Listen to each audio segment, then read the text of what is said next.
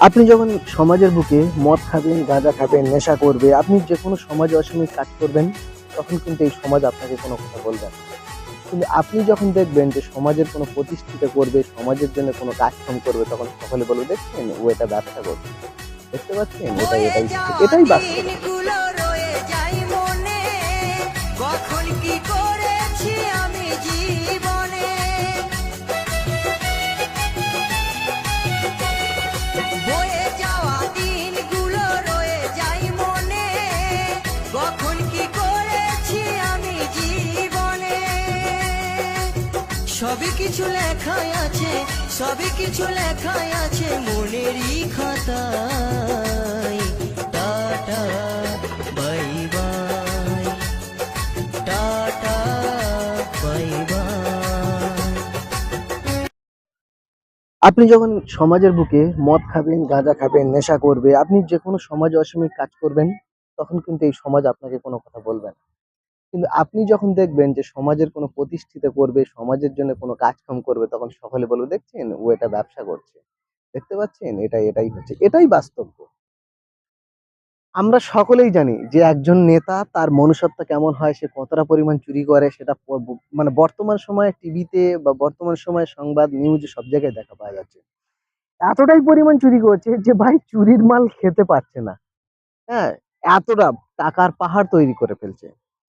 আর জীবনে আমরা এত অক্লান্ত পরিশ্রম করে যাচ্ছি, হ্যাঁ? চেষ্টা করে যাচ্ছি। তারপরেও আপনি কোনো ভালো জায়গায় যাবেন। আপনি আপনার লোকাল প্রশাসন, থানা, বিডিও যেখানেই আপনি যান না কেন, সেখানে গিয়ে যদি বলেন, তো তারা আপনাকে সর্বপ্রথম বলবে যে আপনি ব্যবসা করছেন। একজন নেতা কিন্তু সে করছে না। আমরাই করছি।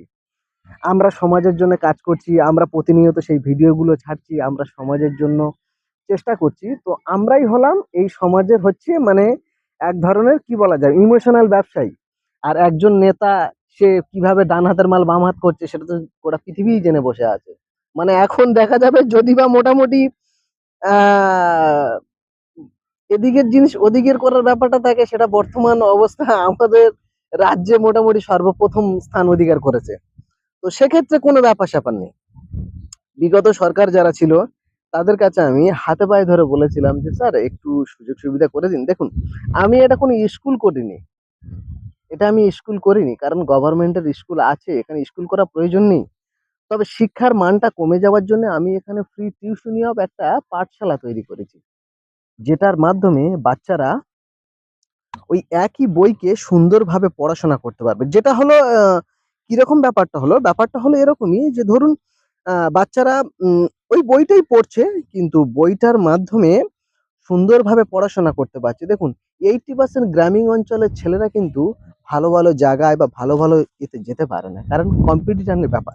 কলকাতার যে ছেলেরা থাকে বা যারা উন্নত এলাকায় থাকে তারা কিন্তু ভালো পরিমাণে পড়াশোনা করতে পারে। কিন্তু এই গ্রামীণ অঞ্চলের বাচ্চারা কিন্তু সেটা পারে না। তার কারণ এখানে অর্থনৈতিক ঘাটতি থাকে, মানুষের বোঝার অনেক এই গ্রামীণ ছেলেরা একটা জিনিস হলো এরা কম্পিটিশন এ যেতে পারে না। না যাওয়ার দরুন এদের কি হয় যে এরা ভালো কিছু পারে না। সেই বিষয়টা এরকমই হয়ে গেছে যে একজন চাষার ছেলে চাষাই থেকে যায় আর একজন শিক্ষিত মাস্টারের ছেলে সে মাস্টারই হয়। তার কারণ হচ্ছে কি জানেন?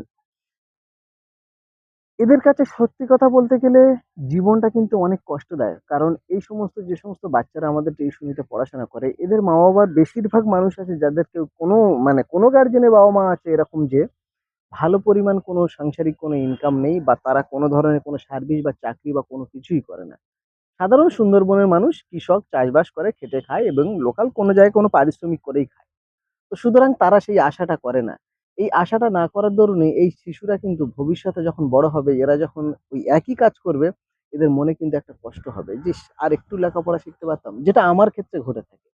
আমি হয়তো মনে করতাম যে, "ইস! আরেকটু যদি বা লেখাপড়া শিখতে পারতাম, হয়তো জীবনে অনেক কিছু করতে পারতাম।" এই অনুপ্রেরণাটা আমার মনে সবসময়ের জন্য জেগে থাকে।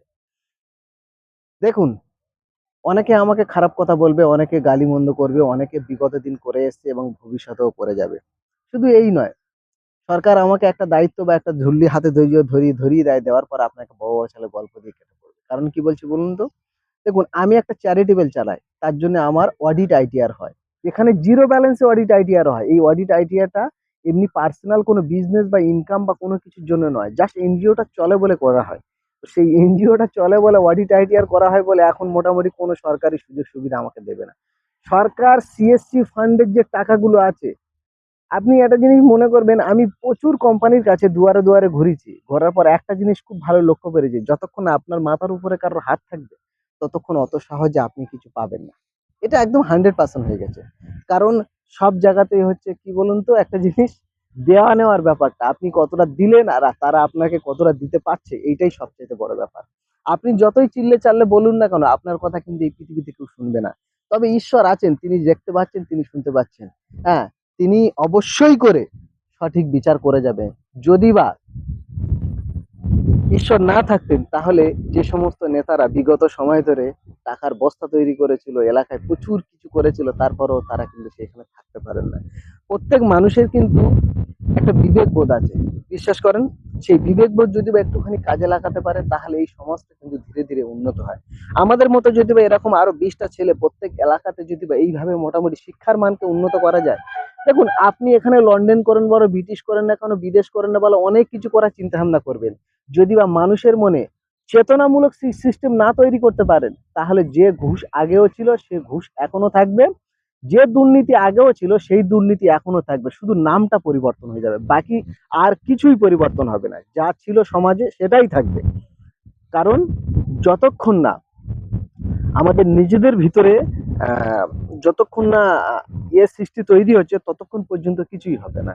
কিছুদিন আগে আমি লোকাল প্রশাসনের কাছে গিয়েছিলাম, তো তারা একটা কথা আমাকে বলেছিল কি জানেন, বলে যে আপনি যে ওখানে স্কুল করেছেন বা বাচ্চা পড়াচ্ছেন, আপনারা কি আমাদের কাছে পারমিশন নিয়েছেন? বুঝতে পারছেন সমাজের মানসিকতা কতটা নিচ হলে তবে তারা, তাদের প্রশ্ন এরকমই যে আপনি কোনো জনপ্রতিনিধি বা আপনি কোনো স্থানীয় কাউকে কি আপনারা জানিয়েছেন যে একটা স্কুল করে আপনারা পড়াশোনা করছেন?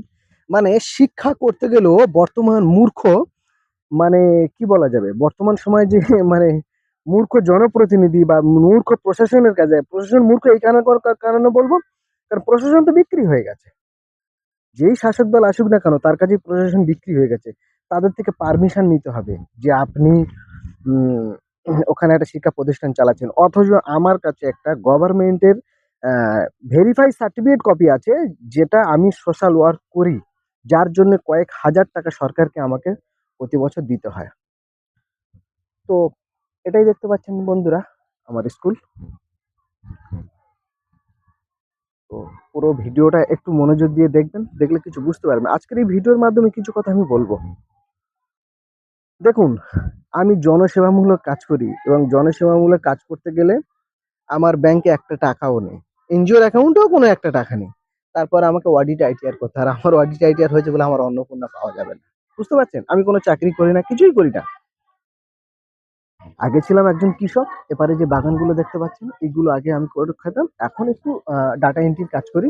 জাস্ট প্রাইভেট সেক্টরে কিছুটা টাকা পাই, সেই টাকা দিয়ে স্কুলটা চলে এবং কোনোভাবে মোটামুটি জীবনটা কেটে যাচ্ছে। দেখতে পাচ্ছেন বন্ধুরা, দেখুন, এটাই হলো আমার স্কুল। এটা সম্পূর্ণ নিজের টাকা দিয়ে তৈরি করা আছে। এখন অনেকে শুনে এটাকে অনেক রকমের অনেক মনোভিত্তিক কথাবার্তা বলবে। দেখুন, দুটো বিষয় মনে রাখতে হবে। ফার্স্ট বিষয় হলো এইটা করেছি শখে বন্ধু। শখ বলতে কি জানেন, জীবনে আমি কিন্তু মাধ্যমিকের গণ্ডি পার হতে পারি না, মাধ্যমিকের গণ্ডি পার হতে পারি না। তো আমি চেষ্টা করেছিলাম যে এই এলাকার বাচ্চাদেরকে ভালো কিছু যাতে আমি দিতে পারি, তো সেজন্য আমি চেষ্টা করেছিলাম।